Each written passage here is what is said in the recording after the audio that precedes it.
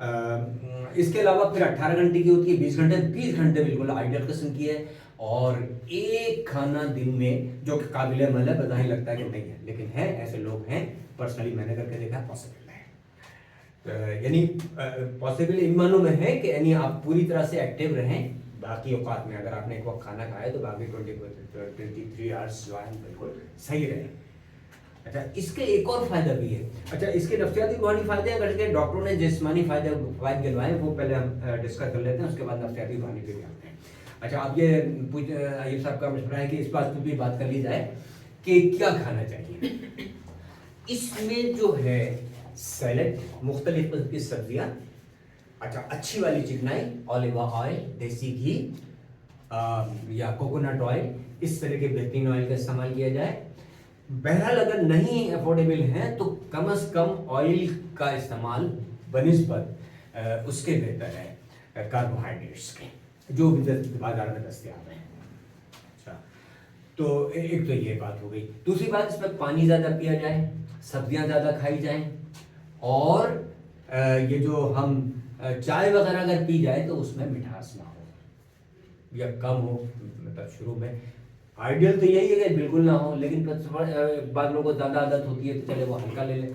तो मतलब जितना उसको हम आइडियल से करीब करेंगे, ऑब्वियस बात है कि उतना ज़्यादा फायदा होगा। लेकिन फिर भी अगर छोटा सा मकसद है, जैसे वेट लॉस का है, खाली इतना सा मकसद है, तो उसके लिए 12 घंटे वाली भी काम करेगी। और ये कि हल्की फुल्की चीनी ले ली अगर चाय के साथ तो भी कोई इतना मसला नहीं होगा। लेकिन अगर मकसद कोई बड़ा है, किसी बहुत ही ख़राब किस्म की बीमारी को दूर करना है, तो फिर तो जरा 20 घंटे वाली करनी पड़ेगी और काफ़ी एहतियातों के साथ करनी पड़ेगी, मगर इलाज हो जाएगा 100%।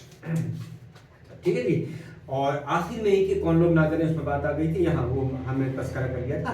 तो अब हम जो हैं ऐसे लोग, हाँ एक और तबका है शुगर के अलावा जिनको मेदी की प्रॉब्लम्स रहती हैं। बहुत से ऐसे लोग होते हैं ना, खाना दान नहीं हो रहा है या इस तरह की मेदी की अगर कोई प्रॉब्लम हो, उसको भी डॉक्टर से मशवरा करना चाहिए, शुगर वाले को करना चाहिए।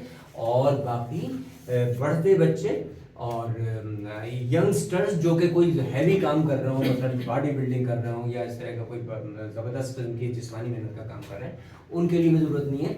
बल्कि वो जो कोई बहुत ज़्यादा जिस्मानी मशक्क़त का काम कर रहे हैं, उसी में मामला सेट हो जाएगा। तो ये लोग ना करें। तो बहरहाल सिर्फ हम इसके पॉइंट हम दोहरा लेते हैं कि इंटरमीडिएट फास्टिंग क्या है। इंटरमीडिएट फास्टिंग का मतलब ये है कि सबसे अहम जो बुनियाद है वो ये कि खाने के बाद, यानी ईटिंग एंड फास्टिंग, दो डिफरेंट टाइमिंग्स होने चाहिए। ऐसा नहीं कि हम अभी खाना खाया, अभी फिर चॉकलेट खा ली, फिर चाय पी ली, फिर ये कर लिया, फिर ये जो कि आम लाइफ स्टाइल है, ये गलत है और इससे बहुत सारे अमराज को दावत देने वाली बात है। ईटिंग के बाद फास्टिंग जरूर होनी चाहिए। वो अपनी ज़रूरत के लिहाज से, अपनी मिजाज के लिहाज से हो सकती है कि वो 12 घंटे की हो, 16 की हो, 18 की हो या 20 की हो, डिपेंड करता है आपकी ज़रूरत क्या है।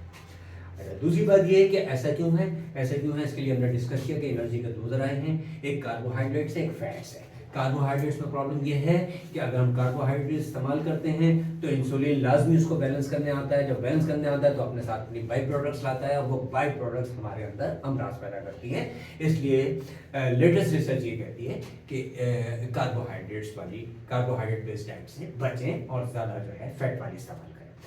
आखिरी पॉइंट क्या था कि ऑटोफेजी अगर चाहिए, कोई ऐसा मर्ज है जिसका नहीं इलाज है, एलोपैथी को बहुत से मामले आते हैं, कैंसर का इलाज नहीं है, ब्लड प्रेशर का इलाज नहीं है, शुगर का इलाज नहीं है, बहुत सारे ऐसे अमराज हैं जिनका इलाज नहीं है, तो अगर उसके साथ ये ऑटोफेजी वाली इंटरमीडिएट फास्टिंग कर ली जाए तो उसका यकीनन इलाज हो जाएगा, बड़ी हद तक हो जाएगा। अगर फर्ज करें 100% नहीं हुआ तो 50%, 70%, 80% किसी न किसी परसेंटेज हो जाएगा। और अगर वो लंबे अरसे जारी रहे तो बहुत मुमकिन है कि वो मर्ज जड़ से चला जाए। ठीक है साहब, तो ये थी इंटरमीडिएट फास्टिंग। आप किसी को सवाल पूछना, लाइफस्टाइल में लेके नहीं, ये उसका कोई ड्यूरेशन है?